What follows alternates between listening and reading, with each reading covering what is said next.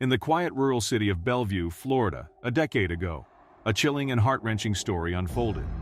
A young teenager named Seath Jackson met a horrific fate at the hands of 5 individuals who conspired to end his life. What began as a teenage romance took a dark and unimaginable turn, ultimately leading to Seath's untimely demise. What drove a seemingly ordinary teenage romance to descend into a chilling tale of conspiracy and murder?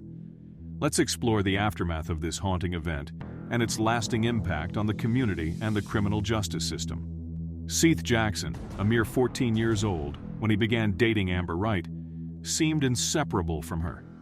Their teenage romance, while passionate, eventually unraveled, leading to a series of bitter exchanges on social media platforms. The breakup transformed into a feud that quickly spilled over from the digital realm into real life. Amber's new relationship with Michael Bargo added fuel to the fire. Michael, under the mistaken belief that Seath had mistreated Amber, harbored intense hate toward him. Meanwhile, Michael shared a home with Charlie Ely and Kyle Hooper, both of whom had their own reasons to resent Seath. Kyle, in particular, felt betrayed as Seath had been with a girl he was interested in. The tragic events of April 17, 2011, unfolded when Amber, seemingly extending an olive branch, messaged Seath, suggesting they work through their issues and possibly get back together. Seath, unsuspecting, agreed to meet her at Charlie Ely's residence. It was there that the dark plot took a sinister turn. Seath's arrival at Charlie's home became the scene of a horrifying ambush. He was attacked by Michael, Kyle, Justin, and Charlie, subjected to unimaginable torture, and shot multiple times with a .22 caliber firearm. The brutality didn't end there. He was also kneecapped in a gruesome display of violence. Ultimately, Seath horrifyingly lost his life. In a chilling attempt to erase the evidence, Seath's lifeless body was placed in a fire pit and set ablaze. The following day, Justin and Michael further concealed their heinous crime by disposing of Seath's remains in a quarry in Ocala. They stashed his body parts in paint buckets, weighed them down with cinder blocks, and cast them into the water. But how did they get caught? While Kyle, Charlie, and Amber attempted to erase the gruesome evidence of their actions, their careful cleanup could not conceal the overwhelming forensic proof, ultimately leading to their downfall. The critical breakthrough came through DNA evidence. Michael Bargo's DNA was detected in a blood mixture located in the bathroom, a pivotal clue that linked him to the scene of the crime. Similarly, Charlie Ely's DNA was discovered in a blood mixture within the living room, which also contained Seath's blood.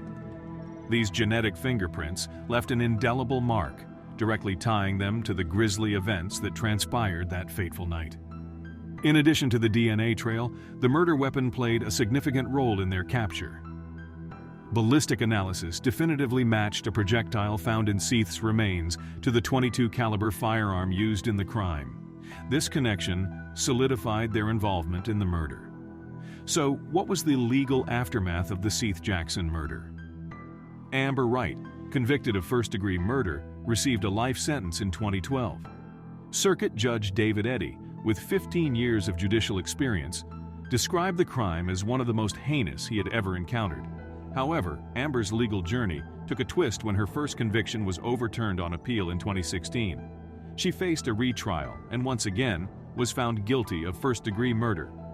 Circuit Judge Anthony Taddy sentenced her to life in prison, with the possibility of review after 25 years, slated for 2041. She is currently incarcerated at the Homestead Correctional Institution in Miami-Dade County, Florida. Charlie and Justin also received life sentences for their roles in the crime. Charlie's conviction was later vacated in 2020, leading to a guilty plea on a lesser charge and eventual release. As for Michael Bargo, the alleged ringleader and murderer, he faced a first-degree murder conviction in August 2013.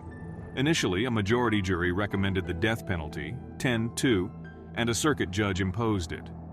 However, the Florida Supreme Court ordered a resentencing due to the lack of unanimity. In 2019, a unanimous jury reaffirmed the death penalty, which was subsequently imposed. Bargo pursued appeals, citing mental health as a mitigating factor. But in 2021, the Florida Supreme Court upheld the death sentence in a 6-1 verdict. Throughout this legal process, Michael Bargo has been incarcerated and remains on death row, currently held at the Union Correctional Institution, making him the youngest person to receive such a sentence.